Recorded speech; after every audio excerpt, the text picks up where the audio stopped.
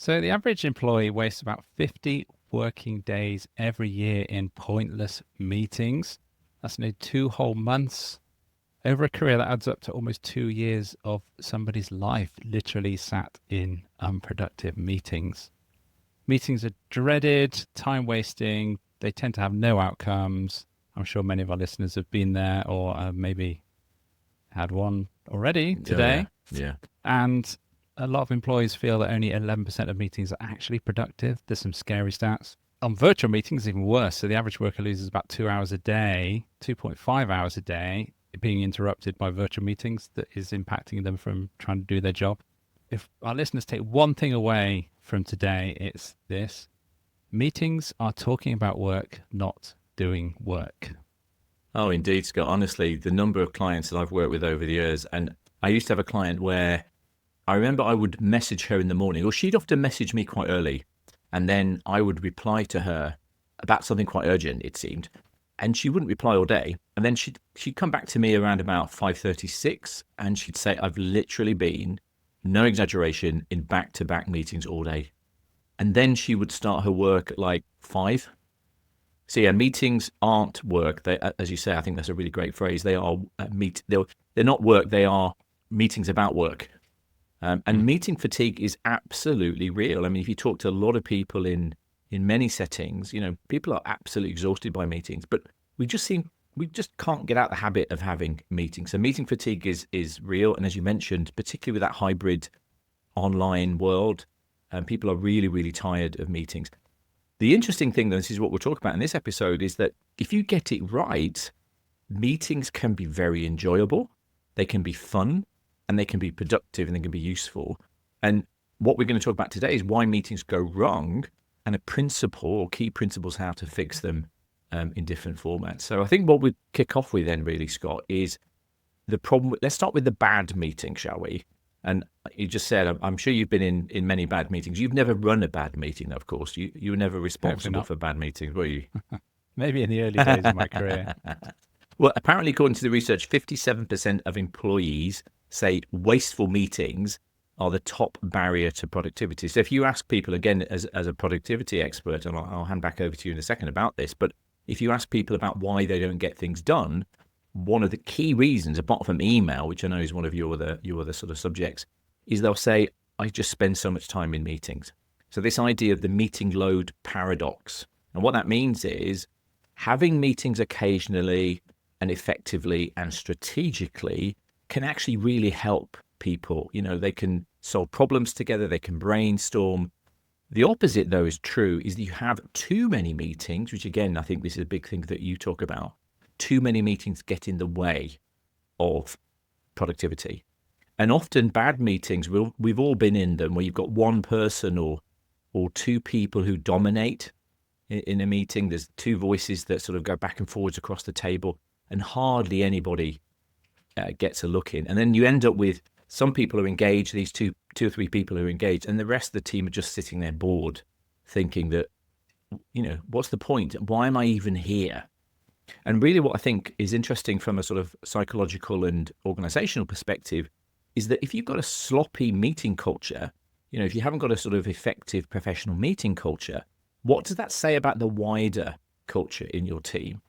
And I think that's something that you should sort of pay attention to. So going back to you then, Scott, in terms of meetings, the pain of meetings is real, but online, as you mentioned, makes it even worse, doesn't it? Yeah, I mean, it almost amplifies some of the problems around meetings with no purpose. So, oh, let's just have a meeting for meeting's sake almost. And I think there's a bit of a mindset for some people. It's probably subconscious, actually, this kind of culture of, well, we need to have a meeting to talk about things. And there's this feeling that it's actually achieving something or it's doing work. And as you said, it's not. And certainly it's so easy now to just fire up a video call with Yeah. somebody, interrupting them basically. And then you get into technology fails. So, how many people they've made T-shirts, haven't they? You can buy that says you're on mute. And then Well, I was going to say I didn't hear what you said then, but no, that would have been that's a very bad joke. Yes. yeah, there's time wasted. Like, oh, can you hear me? Oh, wait a minute, no, it's not working. Oh, your camera's not Yeah. right. Oh, your microphone's not working. Yeah. Um, and meetings tend to be, if you fire up a meeting in Outlook or other calendar systems, it tends to go to a default of half an hour or an hour. Yes. And people just kind of put that in without really thinking, is that best use of the time? Do we need that amount of time?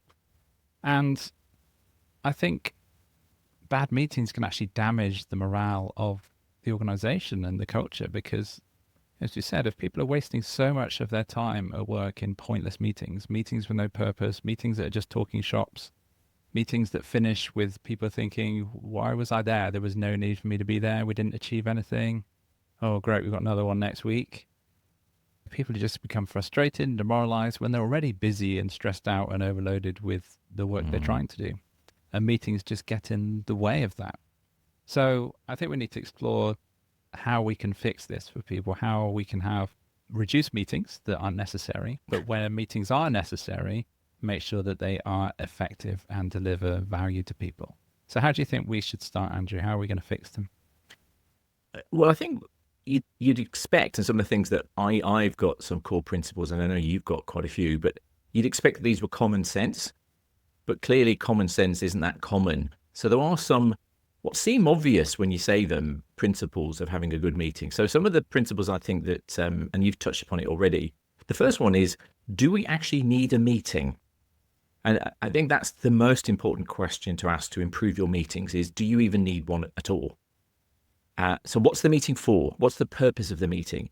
And is the meeting the best way to solve the problem? So what's the outcome you're trying to look for because you think you need a meeting? So I think that's the most important question to start with. If you are going to have a meeting, what are you going to discuss in the meeting?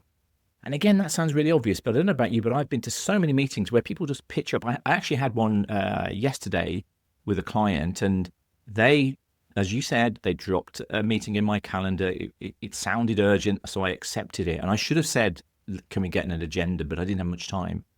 And we just talked for an hour. So having an agenda is really important. And I think goes back to the point I've just made is, if you can't put together a solid agenda, you probably don't know what you want to get out of the meeting anyway. And does that mean you don't need a meeting? So having clear agendas as well, and somebody sticking to that agenda. And ideally, the agenda goes out to people, ideally at least a day before, 24 hours, so people can get prepared, they can think about what they want to say at the meeting. You don't just drop people into the meeting, particularly as you say with those online. So you've got clarity of purpose, you've got a clear agenda. And I think then, who's going to attend the meeting? Who should attend the meeting, not who can attend the meeting. So there's always that balance, isn't there, between, we could have everybody on the meeting or just a handful of people. So that choice about who are the right people to come to this meeting, the people that can make a contribution, the people that can sort of add value to the discussion. Should they stay for the whole meeting? Do they need to stay for the whole meeting? Can they contribute in another way? So I think when you think about the meeting is, who's going to come to that meeting? The smaller, the better. The bigger the meeting, the more people, the more conversation, the longer it takes. So being absolutely clear on who should come to the meeting as well is really important. And the thing to think before I ask you about your sort of ideas on this is, ideally, again, going back to this, the agendas passed to people 24 hours before, is people should come prepared to the meeting. Now, to help people with that is you might send around a document before the meeting starts about, you've sent the agenda out and there might be some attachments like a PowerPoint that people should get up to speed with, or a document they should read. Even a video on YouTube they could watch, something they can get ready for the meeting, they can get their brain working. So when they turn up at the meeting, they've got something to contribute. And it's a bit like, I think it's Jeff Bezos in Amazon. Do you know that idea that I think this is true in Amazon. I've never worked in Amazon, so I can't tell whether it's just one of these stories, but apparently in Amazon is when you start the meeting there, everybody has to read the document that the person who wants the meeting has actually prepared. And they spend the first 30 minutes. Have you heard that? They spend the first 30 minutes reading the document, and then they start the meeting properly. So I think that's a really good tip. You may not have to go to that length, but just sending people something to think about before they start the meeting. So if you were leading a meeting, Scott, and if you were somebody managing meetings, what should a leader or the person running the meeting focus on, do you think, in the meeting itself? I think leaders need to firstly respect everybody's time. And by that, one, if you've invited the right people to the meeting, as you've said, don't waste people's time, but start and finish on time as well. People tend to have more than one meeting a day, and it can have a knock-on effect if meetings are running late and so on. So I used to be really strict on start and finish times, to the point that if somebody was late, we wouldn't wait for them. And I've seen that happen quite often, where people, oh, we'll just Yeah. wait for so and so to arrive. And then you've got 5, 10 people sat waiting for somebody else to arrive. And so I'd be really strict and say, we're going to start on time and we're going to finish on time. And also, something that I found is really effective as well is, as we've said, if you've got, every meeting should have an agenda, so agenda items. A handy tip there is make those agenda items questions as well, so that it's actually a decision needs to be made at the end of every one. But I would also use, and I did this in some quite senior meetings, use something called a time timer, which is a visual timer, and allocate time to each agenda item and stick to that religiously. So there was a visual countdown. So we've got 5 minutes on this particular agenda item. This is the question we need to answer. When the 5 minutes is up, here's the timer. We move on to the next item. That really keeps people focused. It stops the meeting descending into a big talking shot where people talk around the subject. And without those agenda items framed as questions, a vague one line about a particular subject is just going to meander all over the place. So keeping things strict to time, keeping things focused on the agenda, making sure that if other things come up, that they are parked for the end of the meeting if there's time, or we'll have to reconvene and talk about that, or take that, I don't want to use the phrase, take that offline. One of those The cheesy office, old, yeah. office bingo. Can we park cliche that? things. That's the other one. Yeah. Oh, we can maybe do an episode on all of Yeah, those. that's right. But, discuss it outside of the meeting, discuss it over email in a different way, because there's nothing worse than somebody hijacking the whole meeting if you've got that agenda. And I think make sure that everybody is engaged and involved as well. So think about the quieter voices in the room. So if you're facilitating the meeting, look for those people who maybe haven't spoken up. And quite often they've probably got the best ideas. They might be too shy. Yeah. They might feel uncomfortable. So try and include those people and make sure that maybe at the end of every item, you've summarized the decision that's been made. If anybody goes off topic, redirect back on to topic.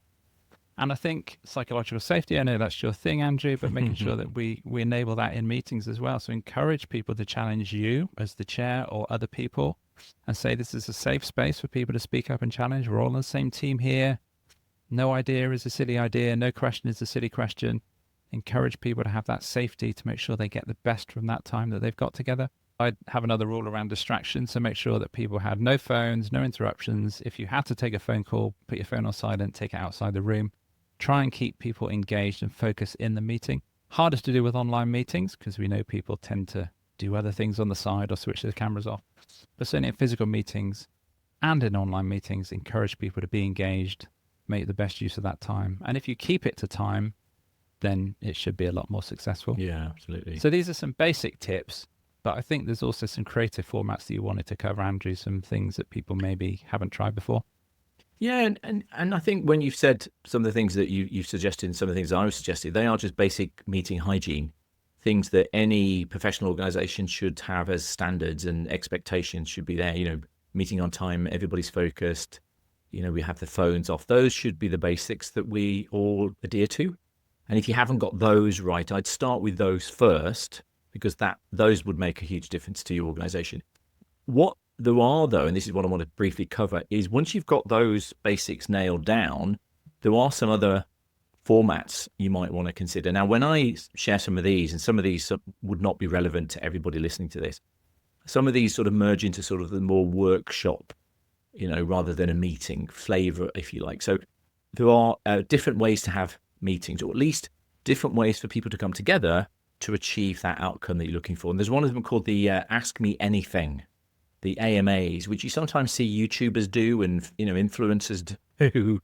And the idea of the AMA is, and this sounds completely contradictory to what we've said before, although it doesn't have to be, is the meeting is run by the questions around the table, or run by the questions who are people who are in the room. So it might be the group of leaders come together, senior people come together in a room, and then one of these sort of town hall type meetings.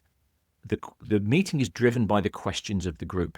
Now, you could have those all, pre-checked and pre-agreed before the meeting starts, and that could be the agenda item if you like. Or you literally get the leaders in the room, and then they're just open to questions. So that's called an Ask Me Anything type approach. There's another one called, which is sort of sounds similar, but it's called fishbowl.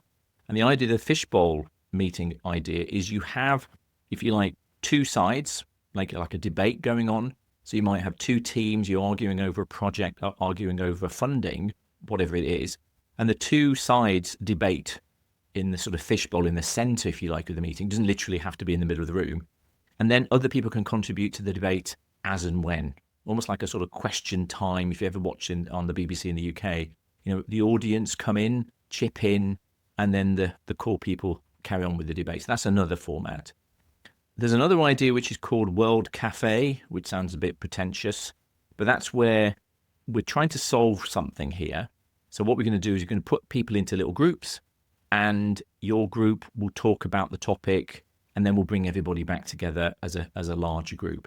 And you can either have each table, maybe 2 or 3 people on each table, discussing the main topic or the main agenda item, or each of the groups can discuss something separate, and then we come back together as a main meeting. And the final one I'd suggest, and I sort of hand it back to you then, Scott, is that there's this idea of what's called flipped learning, and it's also linked to the idea of the flipped classroom, where you get people to do the work, coming up with creative ideas, solving problems outside of the meeting. And then the meeting itself is to sort of discuss what's already been decided or what's already been sort of explored in the wider team. So you don't waste a lot of time sort of getting everybody up to speed.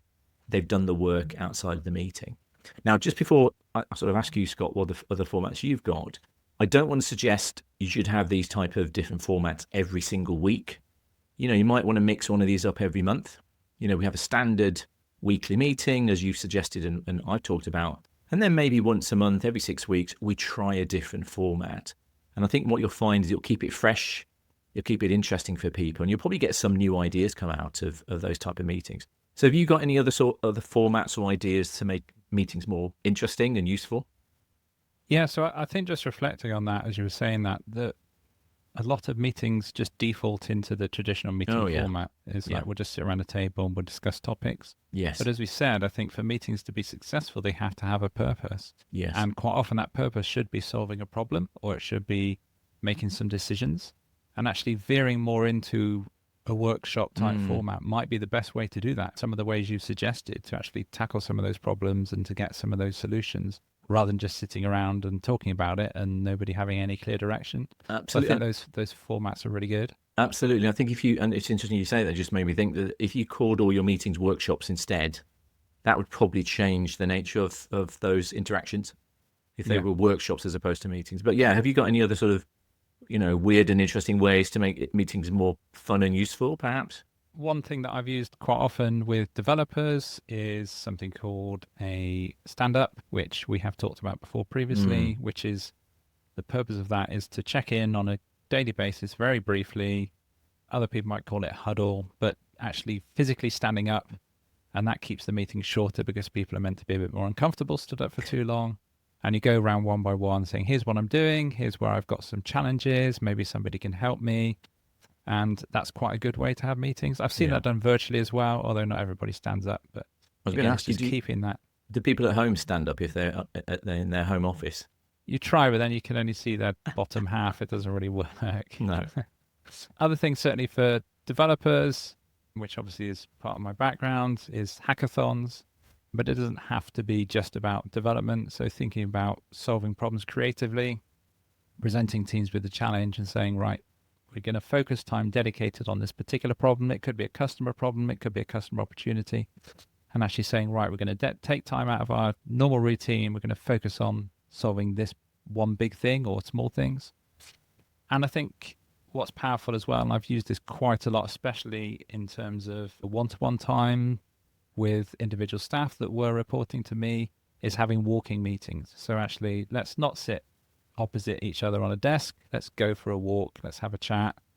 And as we've said again on previous episodes, that can make a much more approachable experience for your employees. They maybe will drop their guard a bit, share things with you that they might not feel comfortable doing so in the office.